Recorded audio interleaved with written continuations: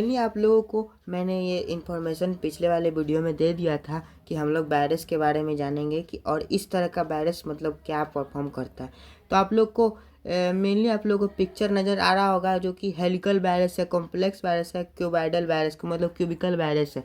तो हम लोग हेलिकल वायरस को जानेंगे। ये सिंपल स्पाइरल लाइक स्ट्रक्चर होता है, ये प्रोटीन सेल से अरेंज रहता है और ये बिल्कुल ही एक रॉड लाइक का स्ट्रक्चर रहता है और जेनेटिकली मटेरियल रहता है इसका वायरस का।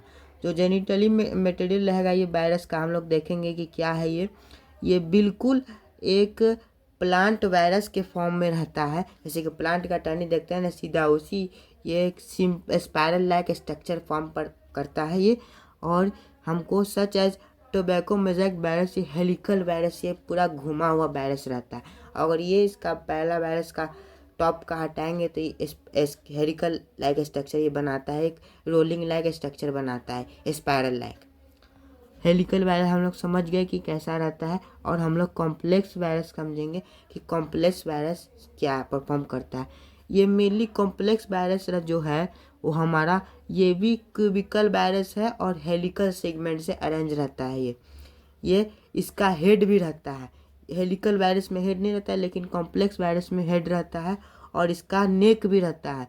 मोस्टली हम लोग बैक्टीरियोफेज देखेंगे क्योंकि हमारा जो बैक्टीरिया जो रहता है बैक्टीरियोफेज, वो वायरस से अटैक करके हम अपना जो फुलफिल करता है, जो इम्यूनिटी पावर वो बैक्टीरियोफेज ले लेता है अपने में।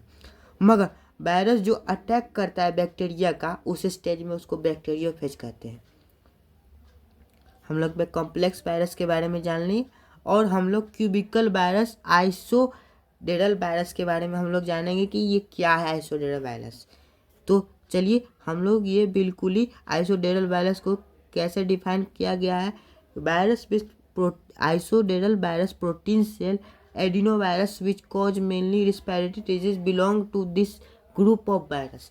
ये वायरस, इसमें एक पॉइंट निकल के आता है, एडिनो वायरस और एक ग्रुप ऑफ वायरस, और यहाँ पे एक छोटा मोटा पार्ट आता है रिस्पिरेटरी डिजीजेज। हम लोग देखेंगे कि वायरस तो है मगर इसका आइसोडेरल प्रोटीन के साथ ये जुड़ा हुआ है, बिल्कुल एक स्ट्रक्चर परफॉर्म करता है। एडिनो वायरस सिंगल वायरस है मगर ये रिस्पिरेटरी डिजीजेज परफॉर्म करता है और ये बिलोंग करता है ग्रुप ऑफ वायरस में।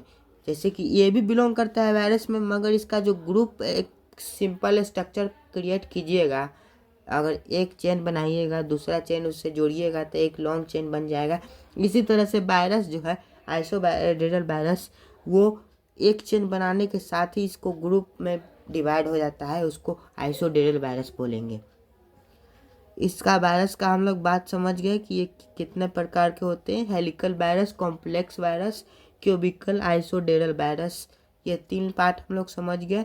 हेलिकल वायरस जो प्रोटीन से हेलिक रहता है, कॉम्प्लेक्स वायरस जो कि बैक्टीरियोफेज का काम करता है, ये बैक्टीरिया पे जाके इजेक्ट करता है अपना ये जिसमें प्रोटीन जो बना के रखा है उसको डिस्पैच करता है।